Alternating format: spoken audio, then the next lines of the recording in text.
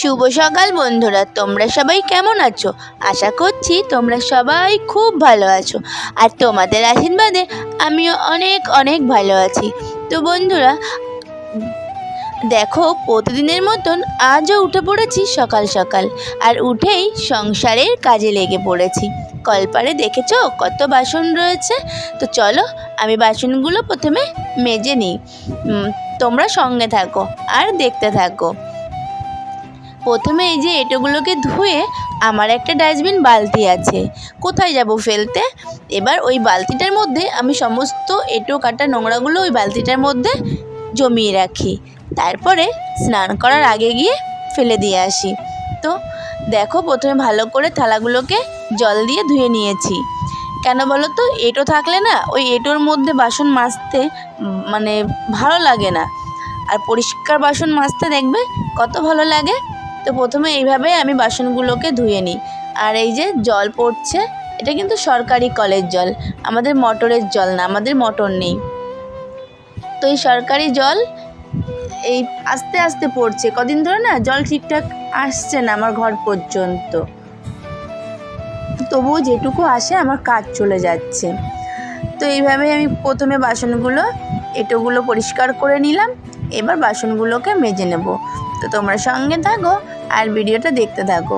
আর যেসব বন্ধুরা আমার ভিডিও দেখছো তাদেরকে জানাই অসংখ্য ধন্যবাদ।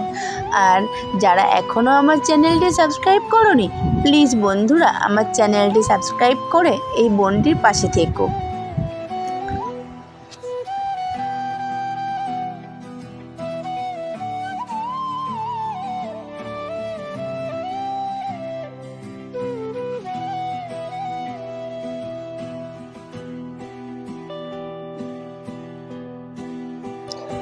বাসন মাজতে মাজতে হঠাৎ করে আবারও আমার মাথাটা ঘোরা শুরু হলো। জানো তো, কদিন ধরেই না প্রচণ্ড পরিমাণে মাথা ঘুরছে। মাঝে তো একদিন বিছানা থেকেই উঠতে পারিনি, সমস্ত খাবার বাইরের থেকে এনেছিল আর আমার ছেলেই করেছিল কাজ, তো সেদিন আর ভিডিও করতে পারিনি। তো এখনও হঠাৎ করে মাথাটা ঘুরছিল, তাই ভাবলাম বসেই তো আছি, বাসন কটা ধুয়েই তারপরে যাব, তা না হলে এই বাসন আমার পড়েই থাকবে। আর সব সময় কি ছেলেদের দিয়ে হয় বলো? ও তো ছোট মানুষ, পড়াশুনো করে, স্কুলে যায়, আর আমার বর তো সময়ই পায় না। তো তারপরে কষ্ট হলেও বাসনগুলোকে ধুয়ে নিলাম।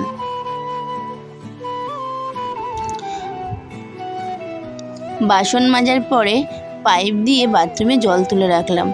বাথরুমের ড্রামগুলো সব ফাঁকা ছিল, তাই বাথরুমে জল তুলে রেখেছিলাম, স্নান করার জল। আর এদিকে দেখো, বালতি করে জল নিয়ে যাচ্ছি, কেন উঠোনটা ধুতে হয় রোজ সকালবেলায়। উঠোনটা ঝাড় দিয়ে এই সামনে যে দুটো বসার জায়গা আছে, বসার জায়গাগুলো ধুয়ে দিই, আর সামনের উঠোনটাও ধুয়ে দিই। তাই জল নিয়ে এসে সামনের জায়গাটা ধুয়ে দিচ্ছিলাম, ধুয়ে ভালো করে আবার ঝাড় দিয়ে নিলাম। মানে এটা আমি প্রতিদিনই করি।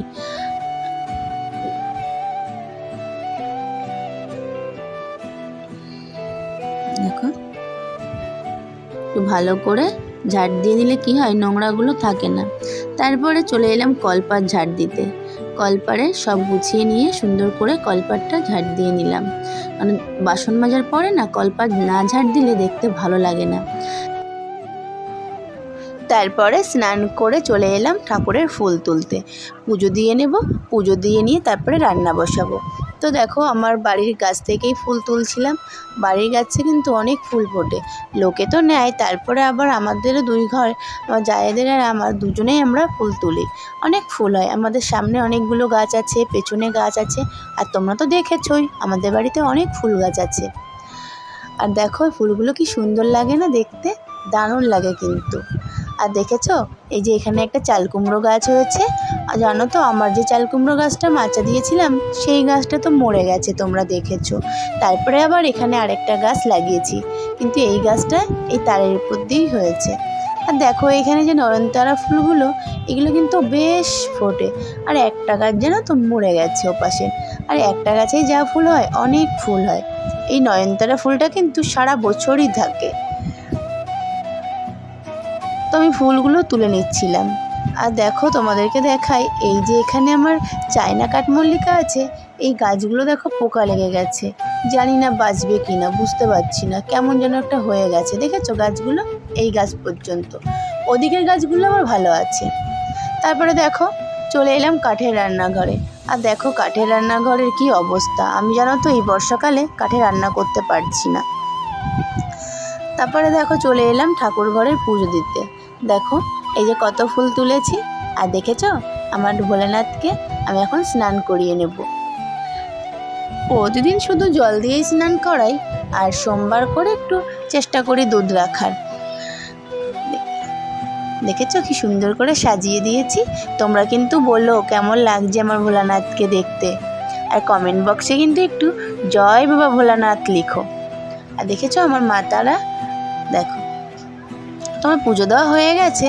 তারপরে ভাত বসিয়ে দিয়েছিলাম পুজো দিয়ে এসে, আর এদিকে ডিম সেদ্ধ বসিয়েছি। আজকে সকালে আলু সেদ্ধ, বেগুন সেদ্ধ আর ডিম সেদ্ধ দিয়েই খেয়ে নেব। তারপরে দেখো ছেলের টিফিন গুছিয়ে দিলাম। ছেলের টিফিনে দিয়েছি রুটি আর তরকারি, আর দিয়েছি এখানে মৌসম্বি লেবু। লেবুটা খেতে চায় না, তাও ওর বাবা জোর করে বকে দিয়ে দিয়েছে। আর দেখো যে পেঁয়াজ দিয়ে দিয়েছে ছেলে, ওর আবার একটু রুটির সঙ্গে কাঁচা পেঁয়াজ লাগে। আমি আবার পেঁয়াজগুলোকে ফেলে দিচ্ছি, স্কুলে কি পেঁয়াজ নিয়ে যাবে। তারপরে ছেলে আর ছেলের বাবা খেয়ে দিয়ে বেরিয়ে পড়েছে। ওর বাবার একটু বাজারের দিকে কাজ আছে, ছেলেকে স্কুলে নামিয়ে তারপরে ও যাবে। আমি বললাম একটু নামিয়ে দিয়ে যাও, তো দুজনে যে বেরিয়ে গেল।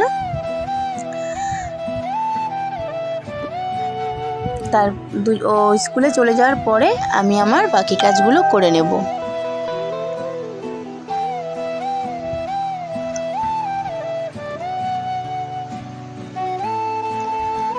তো ছেলে স্কুলে চলে যাওয়ার পরে আমি চলে এসেছি খেতে।